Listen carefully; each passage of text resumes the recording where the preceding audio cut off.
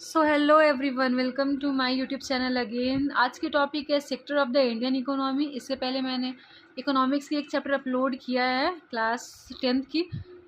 आप लोग वो चाहो तो वीडियो देख सकते हो। आज की टॉपिक है सेक्टर ऑफ एन इकोनॉमी। इससे पहले आप लोगों ने अगर मेरे चैनल को सब्सक्राइब नहीं किया है तो प्लीज़ जाकर सब्सक्राइब कर दो और साथ ही बेल आइकन को प्रेस करना ना भूलें ताकि मेरे फ्यूचर में आने वाली वीडियो आप तक सबसे पहले पहुँच पाए।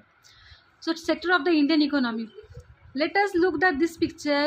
You will find that the people are engaged in the various economic activities.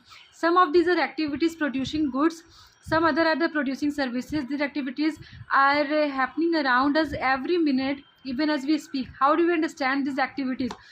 ये सारी पिक्चर्स देखें आप लोग और समझे कि इसमें जो है अलग अलग लोग अलग अलग क्या क्या चीज़ें कर रहे हैं। सबका अलग अलग ऑक्यूपेशन होता है, अलग अलग कामकाज होता है। ये देखिए, ये ब्रिक्स बनाने का काम कर रहा है, ये जो है वो सेल्स वुमेन की काम कर रही है, ये जो है वो माली का काम, फूल का काम कर रही है, ये कूली हो गया, ये कुछ पेपर वगैरह देने के लिए। सबका जो है वो काम अलग अलग है। तो sector of an Indian economy का मतलब यही हुआ कि हम लोग जो है वो पूरे इंडिया में ये देखेंगे कि अलग अलग सेक्टर के हिसाब से लोग क्या क्या काम कर रहे हैं, क्या क्या वर्क हो रहा है।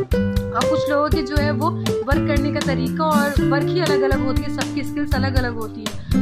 सेम टाइम पे जो है वो सारा काम हो रही है। यानी क्या हो सकता है ऐसा कि एक बार में जो है वो हम लोग ब्रिक्स बना रहे हैं तो बाकी सारा चीज़ जो है वो कांस्टेंट रहेगी, वो जो है वो कुछ भी, ये सब में कुछ भी इजाफा नहीं होगी।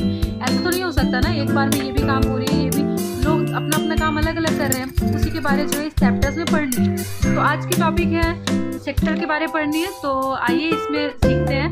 Under are many activities that are the undertaken by the directly using natural resources. Take for the example the cultivation of the cotton.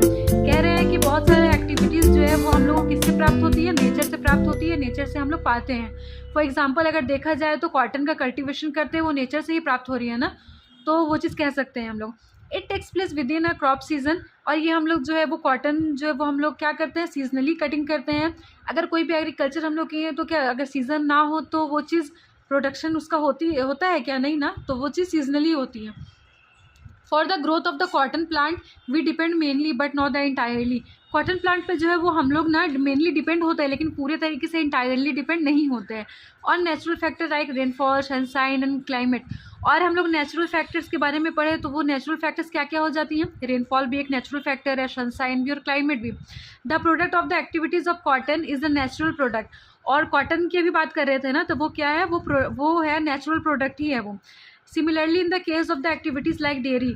तो इसी तरीके से हम लोग अगर देखें तो डेयरी फार्मिंग में जितने भी चीज़ें होती हैं वो क्या होती है? वो भी एक नेचुरली होती है।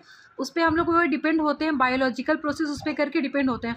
फॉर एग्जांपल अगर हम लोग डेयरी फार्मिंग में अगर उस पर कुछ भी काम कर रहे हैं तो उसमें हम लोग मिल्क ज़्यादा उस पर प्रोड्यूस होगी डेयरी फार्मिंग में, और हम लोग मिल्क से बेचकर अपने आप में प्रॉफिट ज़्यादा कमा सकते हैं। तो वो हम लोग क्या है, वो नेचुरल प्रोडक्ट है। When we produce a goods by exploiting natural resources it an example of the primary sector. अगर कोई चीज़ जो है वो नेचर से प्राप्त हो रही है, ठीक है, नेचुरली प्राप्त हो रही है, तो उसको हम लोग प्राइमरी सेक्टर कहेंगे। Okay, why primary? This is because is a form to the base of all the other products that we subsequently makes is the most of the natural product we get from the agriculture, dairy, fishing, forestry. कह रहे हैं कि अगर कोई भी nature से चीज़ें प्राप्त हो रही हैं तो उसको हम लोग प्राइमरी सेक्टर में ले आएंगे। जैसे कि फॉर एग्जांपल बताया गया है एग्रीकल्चर, वो क्या है, प्राइमरी सेक्टर पे आ जाती है। डेयरी फार्मिंग भी प्राइमरी सेक्टर पे आ जाती है, फिशिंग भी, फॉरेस्ट्री भी, ये सारे क्या आ जाती है? प्राइमरी सेक्टर की पार्ट ही है। और इसको जो है वो हम लोग एक और नाम से जानते हैं, एग्रीकल्चर और रिलेटेड सेक्टर। ओके, अब आते हैं सेकेंडरी सेक्टर पे।